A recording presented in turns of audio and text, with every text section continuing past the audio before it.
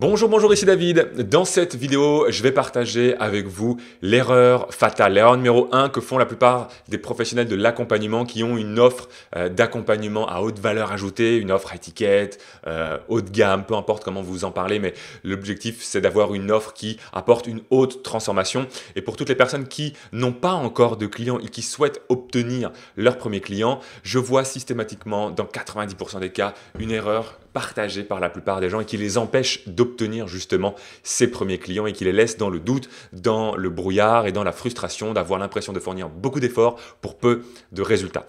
En fait, ce que l'on va voir dans cette vidéo qui, je pense, devrait être rapide, c'est que la qualité des questions qu'on se pose détermine la qualité des réponses que l'on obtient et je sais plus, je crois que c'est Tony Robbins qui disait que la qualité de notre vie dépend de la qualité des questions que l'on se pose. Et j'aimerais mettre en évidence le fait qu'il y a certaines questions quand on démarre que l'on se pose qui ne sont pas les bonnes. Et je le constate que ce soit au travers des personnes de ma communauté ou des personnes qui sont dans nos programmes d'accompagnement, notamment Mentoring Synergie, quand on a des personnes qui démarrent, qui ont certes une expérience, une expertise, un talent, mais qui n'ont pas encore gagné leur premier client. Évidemment, la première étape, c'est d'être capable de créer une offre signature irrésistible.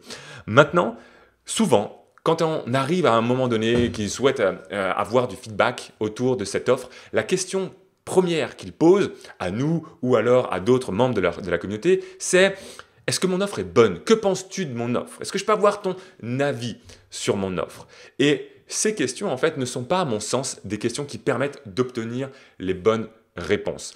Et il y a aussi d'autres questions autour de ça, c'est « Ok, voilà ce que je pense mettre à l'intérieur. » Ils essayent de résoudre des problèmes qu'ils n'ont pas encore. Parce que l'idée, ce qu'il y a derrière cette question, c'est aussi de se dire, ok, tiens, j'ai mis tant d'heures de coaching, j'ai mis tant d'heures d'accompagnement, j'ai mis tel produit, telle formation, tel PDF, tel truc, telle chose, en fait. Est-ce que c'est bien?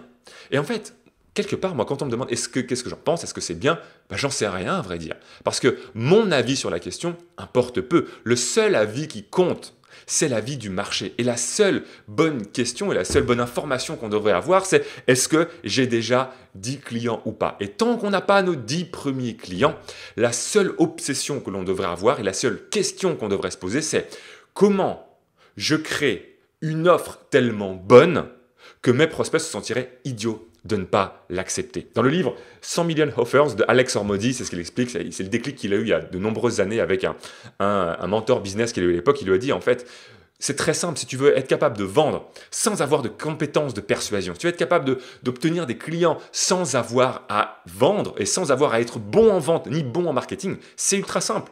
Tu as juste à faire une offre qui est tellement excellente, tellement extraordinaire, tellement bonne que tes clients, tes prospects se sentiraient idiots de ne pas l'accepter. Et ça, c'est la clé. Tant qu'on n'a pas nos 10 premiers clients, on ne doit pas se demander « Ok, comment je fais pour passer moins de temps en livraison ?» Je vois trop de gens qui sont déjà en train de te dire « Oui, mais est-ce que je ne mets pas trop d'heures? Est-ce que je ne m'implique pas trop dans l'offre? Peut-être que ce n'est pas scalable. Si je mets ça et ça dans mon offre, du coup, je ne peux pas avoir 40, 50 clients. » Ok, mais pour l'instant, tu n'as pas encore de clients.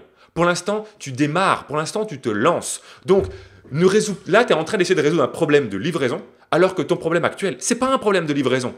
C'est un problème, tu n'as pas de clients. Donc, tu dois résoudre le problème qui est comment j'obtiens mes premiers clients.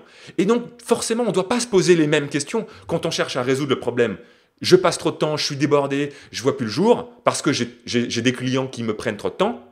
Et le problème de, ok, je n'ai pas de clients, j'aimerais trouver mes premiers clients. Ce n'est pas les mêmes questions, ce n'est pas les mêmes problèmes. Donc, il faut être capable de remettre le focus sur le problème que l'on veut résoudre pour soi-même. Et quand on n'a pas encore nos 10 premiers clients, eh bien, on devrait être capable de se dire « je mets dans mon offre tout ce qui a le plus de valeur pour mes prospects, tout ce qui a le plus de valeur pour mon marché, même si ça me demande d'y passer du temps, même si ça me demande que ce soit plus difficile entre guillemets à livrer. Parce que quand on démarre, on ne cherche pas à automatiser, on ne cherche pas à faciliter la livraison, on ne doit pas chercher à scaler ou ce genre de choses. Non, on est en phase de lancement, en phase de démarrage. Donc, on devrait plutôt se poser la question – qu'est-ce que je peux mettre dans mon offre qui a énormément de valeur aux yeux de mon prospect?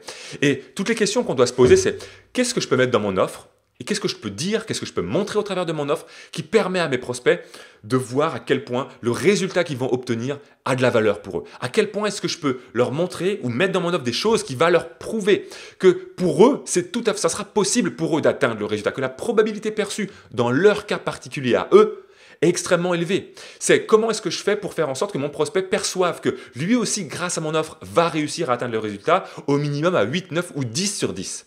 Comment est-ce que je fais pour que dans mon offre, mon prospect perçoive que c'est avec moi que ça va être le plus rapide possible. Qu'est-ce que je peux mettre, dire ou montrer dans mon offre pour que mon prospect perçoive que avec moi, l'effort pour atteindre le résultat va être le minimum possible, va être moins d'effort que chez mes compétiteurs par exemple. Comment est-ce que je fais? Qu'est-ce que je mets dans mon offre? Et là, la question du est-ce que ou qu'est-ce que prend du sens, c'est qu'est-ce que je peux mettre dans mon offre? Qu'est-ce que je peux dire? Qu'est-ce que je peux prouver dans mon offre pour faire en sorte que le risque pour mon prospect soit le plus faible possible. Et ça, ce sont les seules questions qu'on doit se poser. Et pas en mode « Ah ok, mais je peux pas scaler » ou ce genre de choses. Peu importe, c'est pas le problème que tu cherches à résoudre si tu n'as pas encore tes 10 premiers clients. Tant que tu n'as pas tes 10 premiers clients, la seule et unique question que tu dois te poser, c'est comment je fais une offre ou qu'est-ce que je mets dans mon offre, comment j'améliore mon offre, comment est-ce que je constitue mon offre de sorte à ce que ça soit une évidence et à ce que mes prospects se sentiraient idiots de ne pas l'accepter. Et effectivement, ça, c'est le focus avec tout ce que l'on a vu. Comment est-ce que je diminue le risque? Comment est-ce que je diminue le temps? Comment est-ce que je diminue l'effort?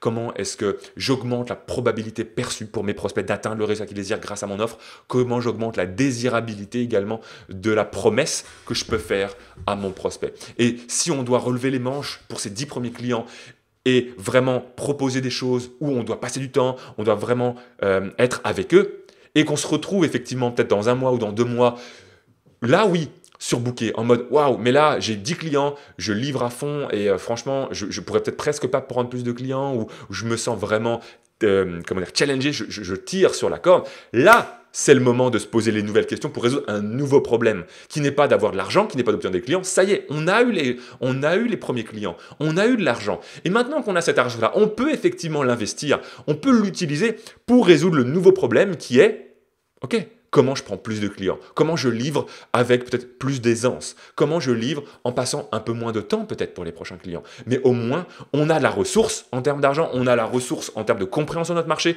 on a d'autres ressources pour trouver plus facilement d'autres clients, peut-être des témoignages des 10 premiers clients et ce genre de choses. Mais ne mettons pas la charrue avant les bœufs en fait. Ça, c'est le message clé que j'avais envie de passer dans cette vidéo. J'espère que ça fait sens. Dites-moi en commentaire si ça fait sens pour vous. Et quoi qu'il arrive, je vous souhaite une belle fin de journée. Et d'ici là, si on se reparle, osez, soyez vous-même et réalisez pleinement chaque jour.